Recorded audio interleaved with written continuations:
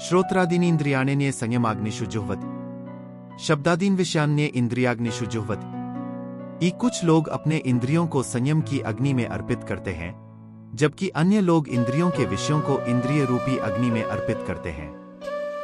श्री कृष्ण हमें सिखाते हैं कि यज्ञ केवल बाहरी क्रिया नहीं, बल्कि अपनी इंद्रियों और इच्छाओं को नियंत्रित करना भी एक यज्ञ है।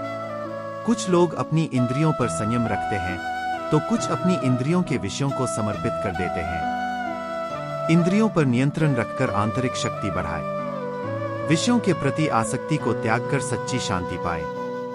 संयम ही असली तपस्या है, जो आत्मविकास का मार्ग है। असच्ची भक्ति इंद्रियों के संयम और आत्मसमर्पण में है।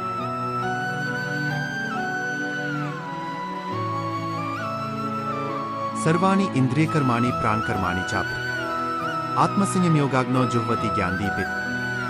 कुछ लोग अपनी सभी इंद्रियों और प्राणों की क्रियाओं को आत्मसंयम की अग्नि में, जो ज्ञान द्वारा प्रकाशित है, आहुति के रूप में अर्पित करते हैं। श्री कृष्ण हमें सिखाते हैं कि इंद्रियों और प्राणों को नियंत्रित करना ही सच्चा यज्ञ है। जब हम अपने मन, विचारों और इच्छाओं को आत्मसंयम में अर्पित करते हैं, तब हमारा जीवन एक आध्यात्मिक यात्रा बन जाता है। इंद्रियों और प्राणों का संयम ही सच्ची साधना है। ज्ञान और अनुशासन से मन को नियंत्रित करें। स्वयं को पहचानकर ही परम सत्य तक पहुंचा जा सकता है। जो आत्मसंयम करता है, वही सच्ची शांति पाता है।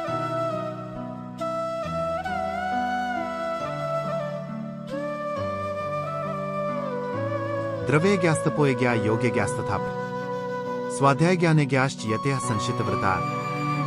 कुछ लोग अपनी संपत्ति का दान करके यज्ञ करते हैं, कुछ तपस्या द्वारा, कुछ योग के माध्यम से और अन्य स्वाध्याय, अध्ययन तथा ज्ञानार्जन के द्वारा यज्ञ करते हैं।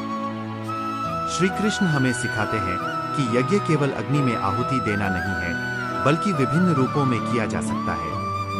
कोई दान देकर, कोई कठोर तपस्या करके, कोई ज्ञान अर्जित करके, तो कोई भक्ति के माध्यम से ईश्वर की सेवा कर सकता है। दान, तप, योग और स्वाध्याय सभी यज्ञ के रूप है। हर व्यक्ति अपने सामर्थ्य और रुचि के अनुसार यज्ञ कर सकता है। असली यज्ञ वह है जो हमें आत्मविकास की ओर ले जाए। हर कार्य को यज्ञ समझकर करें, यही सच्ची पूजा है।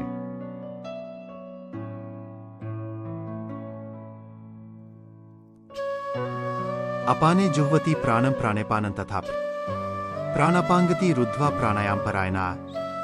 कुछ योगी प्राण को अपान में और अपान को प्राण में अर्पित करते हैं, तथा प्राण और अपान की गति को रोककर प्राणायाम का अभ्यास करते हैं। श्री कृष्ण हमें सिखाते हैं कि प्राणायाम, श्वास नियंत्रण भी एक प्रकार का यज्ञ है, जिससे मन और शरीर को नियंत्रित किया जा सकता है। योगी सांसों पर नियंत्रण रखकर जीवन में संतुलन और आंतरिक शांति प्राप्त करते हैं। सांसों का संयम मानसिक और शारीरिक शांति लाता है। प्राणायाम से शरीर और आत्मा को नियंत्रित किया जा सकता है। श्वास पर नियंत्रण ही आत्मज्ञान का पहला कदम है। इस सांसों पर नियंत्रण रखो, जीवन पर नियंत्रण पाओ।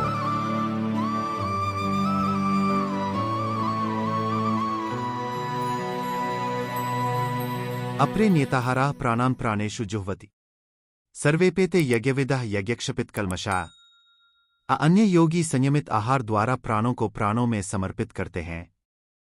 ये सभी यज्ञ को जानने वाले हैं और अपने पापों को नष्ट कर चुके हैं। श्री कृष्ण हमें सिखाते हैं कि संयमित आहार और जीवन शैली भी एक यज्ञ है, जिससे शरीर और मन शुद्ध रहते हैं।